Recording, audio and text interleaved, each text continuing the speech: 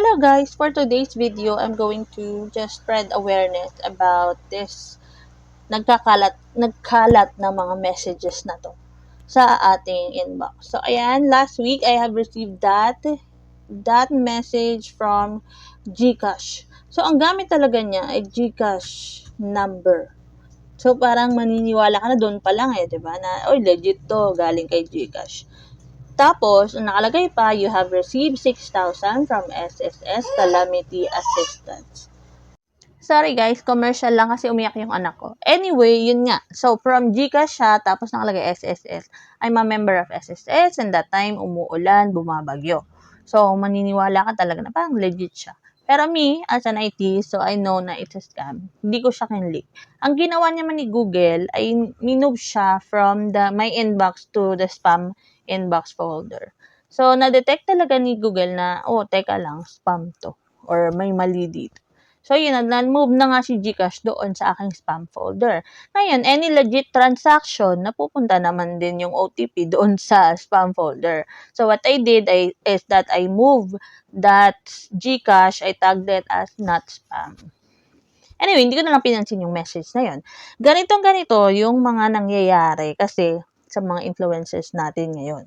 Pag kinlik mo yung link na yon, mapupunta ka sa isang website na ang nakalagay ay may word din na GCash, for others it's BDO, and then you have to fill in the information just for you to be able to get the money. So, tatakutin ka pa doon na pag hindi mo nilagay information, hindi mo makuha yung money. So, if you need money and you don't know that it's a spam, then you're going to do it and then fill up the information there. After that, you will lose your money from GCash account, unti-unti mawawala.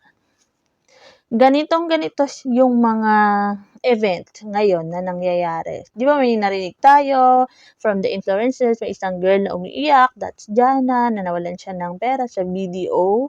Kahit hindi siya nag-click ng link or wala siyang alam na kinlik na link o pinuntang illegal website or other websites na hindi secured.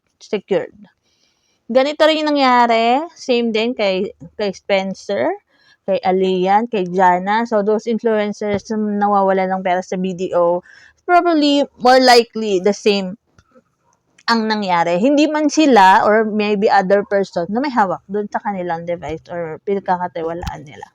So, we will not know. Pero the only thing we can do since BDO naman is not, have check. BDO have check. Chinek nila, but it says that nangyari yung transaction via OTP, so the transaction is valid. So, wala silang magagawa. Tayo na lang as a person, we have to be very vigilant and do not or never ever click any link from messages.